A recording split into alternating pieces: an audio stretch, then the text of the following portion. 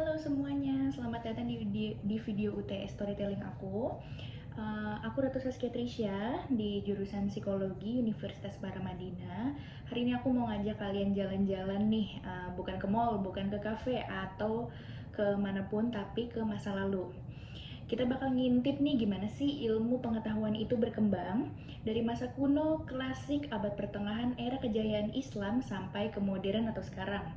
Siap-siap ya karena perjalanan kita bakal panjang banget. Oke, yang pertama itu kita masuk ke zaman kuno ya teman-teman. Nah, zaman kuno ini ilmu pengetahuan ala dewa-dewi. Nah, kita mulai dari zaman kuno ketika manusia itu masih berpikir kalau petir itu adalah tanda dewa lagi marah. Nah, di Mesir itu orang udah ngerti soal anatomi karena mereka sering mumifikasi. Meski tujuannya bukan penelitian, tapi lumayan lah ya, dapat bonus pengetahuan juga nih buat kita gitu kan. Di China mereka udah nemuin yang namanya kompas, kertas, bahkan mesiu. Yang awalnya buat kembang api, bukan buat perangkai sekarang gitu. Di Yunani ada namanya Socrates, Plato, Arsitoteles yang kalau misalkan kita bahasnya lagi nongkrong, bahasannya tuh bukan gosip artis tapi hakikat kebenaran. Karakter sains masa ini tuh masih campur sama mitos nih ternyata teman-teman. Banyak teori muncul dari renungan dan pengamatan sederhana, belum ada metode ilmiah kayak sekarang gitu. Selanjutnya kita ke zaman klasik teman-teman. Itu tuh saat otak manusia tuh udah mulai upgrade. Masuk ke zaman klasik terutama era Yunani dan Romawi nih, ilmu pengetahuan mulai lebih sistematis teman-teman. Mereka mulai tanya kenapa ya benda jatuh dari bawah. Kenapa ya benda jatuhnya tuh kalau jatuh ke bawah gitu. Meski belum ada jawaban kayak gratifikasi gitu. Nah, yang nantinya itu kan urusannya si Newton tuh ya, dijelasin sama Newton. Tokoh-tokoh dalam zaman klasik ini itu ada Archimedes, bapak matematika dan fisika klasik, Hippocrates, dokter zaman dulu yang suka bilang do no harm, terus abis itu uh, Ptolemy, orang yang bilang bumi itu pusat alam semesta. Ya niatnya baik sih. Karakter ilmunya mulai logis berbasis observasi, tapi masih sering bawa opini pribadi gitu. Selanjutnya kita masuk ke abad pertengahan. Ilmu pengetahuan itu udah kena mode gelap gitu ya. Sering dibilang sebagai dark age, tapi sebenarnya nggak segelap itu juga sih ya. Di Eropa ilmu itu sempat melambat karena banyak hal dipengaruhi gereja gitu ya.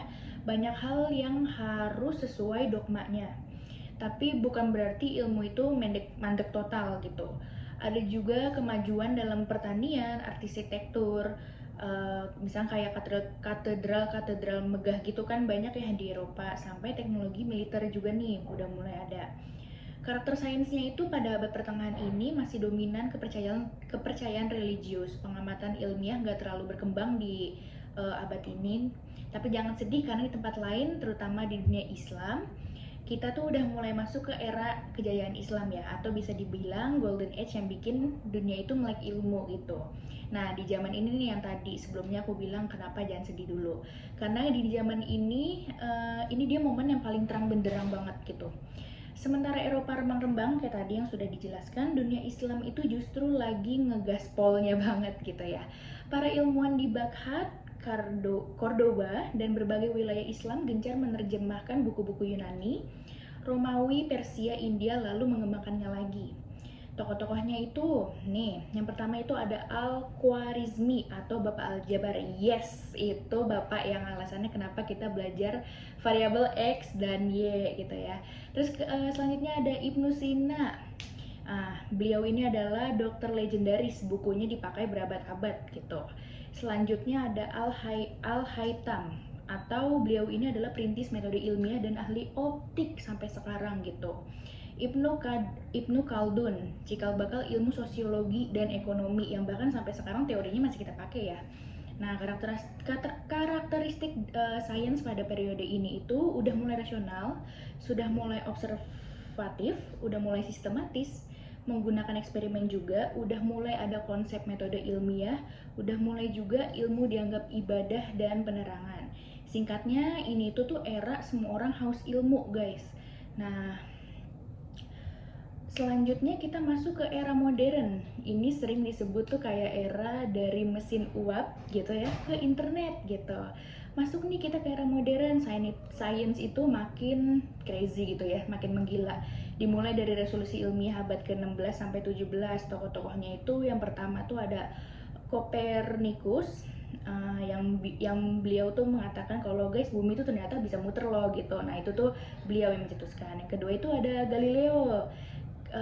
Galileo ini beliau itu tuh tokoh yang kena marah karena setuju sama Copernicus gitu ya. Selanjutnya ada Newton, atau kita tahu nih kalau Bapak Newton ini kan bapak gratifikasi dan kalkulus ya. Terus ada Darwin atau teori evolusi yang ada kera manusia itu sebelumnya kera gitu. Terus ada Bapak Einstein, Albert Einstein, atau relativitas bikin manusia mikir ulang tentang ruang dan waktu. Lalu ada revolusi industri di mana mesin uap, listrik pabrik, transportasi mempercepat perkembangan teknologi sampai akhirnya kita masuk ke zaman sekarang kita ini, dimana di zaman kita ini udah ada komputer, internet, ada smartphone, AI, robot, bioteknologi, eksplorasi luar angkasa. Karakter sains modern itu berbasis data dan eksperimen ketat guys, punya metode ilmiahnya lebih baku dari yang sebelumnya, bersifatnya itu lebih kritis, terbuka, dan bisa diuji ulang juga. Sangat multidisipliner, berkembang cepat banget, kadang manusia sampai ketinggalan. Nah, oke, jadi ilmu pengetahuan itu kayak perjalanan manusia dari cuma nerka-nerka sampai punya roket yang bisa mendarat sendiri, gitu ya. Dari mitos ke logika ke eksperimen, sampai akhirnya kita hidup di era serba digital kayak sekarang gitu. Satu hal yang gak berubah dari zaman dulu sampai sekarang adalah keingintahuan manusia gitu. Dan siapa tahu mungkin nanti penemuan besar selanjutnya datang dari kita gitu. Terima kasih sudah nonton, jangan lupa di komen, like, dan subscribe. Terima kasih.